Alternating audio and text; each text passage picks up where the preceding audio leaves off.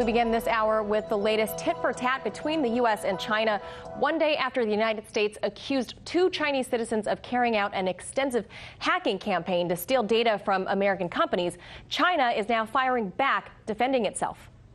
The Chinese government has never participated or supported anyone in stealing business secrets. For a long time, the relevant U.S. departments have been conducting organized and large-scale cyber espionage and surveillance on a lot of individuals and organizations. It has been an open secret. And it doesn't end there. Rachel Blevins breaks it all down for us. The tit-for-tat battle between the United States and China continues to escalate, and now China is accusing the U.S. of fabricating facts in its cyber hacking claims. These latest accusations come after the U.S. charged two Chinese nationals with stealing trade secrets from American government agencies. According to an unsealed indictment, the two alleged hackers were able to breach computers of more than 45 entities in a variety of industries, including aviation, space, and pharmaceutical technology, all on behalf of the Chinese military. The Department of Justice claims that the suspects were part of a group called APT-10 that hacked dozens of computers in at least a dozen countries. The charges include conspiracy to commit computer intrusions against dozens of companies in the United States and around the world. The DOJ went on to accuse the group of, quote, outright cheating and theft, and claimed that its alleged actions gave China an unfair advantage at the expense of law-abiding businesses and countries. But China is claiming that the United States is the one that is responsible for cyber espionage. A spokesperson for the country's Ministry of Foreign Affairs demanded an immediate end to what she called fabricated facts. The U.S. is the biggest power in the world, but it is arrogant and selfish and plays hard to suppress the legitimate development rights of other countries out of its own pursuit of hegemony and narrow mind. It even fabricated facts out of thin air. This does not match its status as a big power.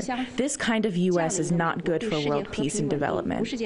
While it does not appear that the two individuals named in the indictment have been taken into custody, the United States claimed that more than a dozen countries were affected by the alleged hack could have a major impact. Now, the UK has joined with the US and has publicly claimed that this campaign is one of the most significant and widespread cyber intrusions against the UK and its allies that has been uncovered to date, with the intent to target trade secrets and economic interest around the world.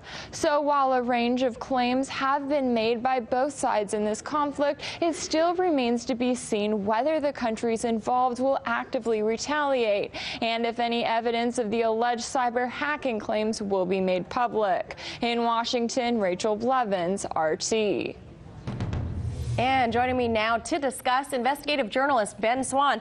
Hey there, Ben. So things appear to be easing up, though, between the U.S. and China. Trade talks were back underway, and then, bam, the U.S. calls Canada to arrest the Huawei CFO, and now this. Right. So what do you make of the current U.S.-China relations? Well, I think that, as you said, it seemed like things were kind of on track and things were going well. And then all of a sudden, we ended up in this situation where it becomes very messy. Obviously, the arrest of the CFO was a very big deal. China's very upset about it. It's having big ramifications for Canada as well. But I think the other thing that's taking place here is that we know there's this back and forth over tariffs right now, and I wonder how much of that is playing into this. Which side is going to get the upper hand in terms of trade, tariffs, and how that plays out, and how much of what's going on right now is kind of falling over that backdrop. And let's talk about cybersecurity. I know that's really in your wheelhouse there. Experts all over the country say that China has been on a global tear in the way of cyber espionage ever since at least 2014, and believe that it's China that's really America's #1 threat in this new century. Do you agree with that sentiment? So cybersecurity is a very big deal. And is China the biggest threat? Maybe. I think you can make a very strong case for the idea that China is. Here's the problem, is that everyone's hands are so dirty when it comes to cybersecurity. The U.S. is in such a mess of its own. Obviously, you go back into 2014 and Edward Snowden and all the stuff that came out about what the NSA had been doing and the U.S. government had been doing, spying on foreign leaders, hacking emails of Americans and people internationally.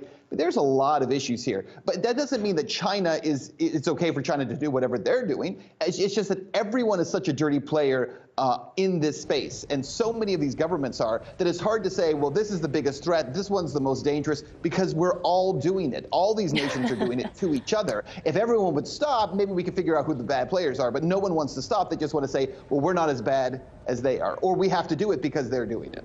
True, but now another flashpoint in U.S.-China relations is over the South China Sea. The Chinese continue to build up their naval fleet there. The U.S. and its allies find this to be some sort of threat. First, why is this a threat to the U.S., and what do you view would be a fair response to counter China's actions there? Well, and look, as someone who believes that the U.S. needs to be involved in far fewer interventions around the world, we know that the U.S. loves to flex its military muscle. We spend so much money on military. So everything, I guess when you're a hammer, everything looks like a nail, right? And so that's how the U.S. military sees everything. And yet, you look at what's happening in the South China Sea. How does that really affect the U.S. and U.S. sovereignty and the security of the United States? It's not like China is building up its fleets on the coast of Maine. They're not doing this in the Gulf of Mexico, right? And so I think that's one of the problems with the narrative that every time any government does anything military-wise, the U.S. has to respond in some military way to continue to be policeman of the world, to flex its military might. I don't think that it's necessary for the U.S. to respond every time another government in its own corner of the world does something. Now, last, Ben, I want you to listen to what the Chinese Foreign Ministry spokesperson had to say, and I want to get your response on the other side. We urge the U.S. to immediately correct its wrong actions, stop slandering and blackening China on the cybersecurity issue, and withdraw the so-called indictment of Chinese citizens so as to avoid serious damage to China-U.S. relations and bilateral cooperation in relevant fields. Is that fair? Is the U.S. making an example of these guys? I think the U.S. is trying to make an example of them, and when you consider that the arrest of the CFO, right, that would be the equivalency of someone like a Tim Cook from Apple being arrested in Beijing, and the Chinese government holding him. If that were to happen, the U.S.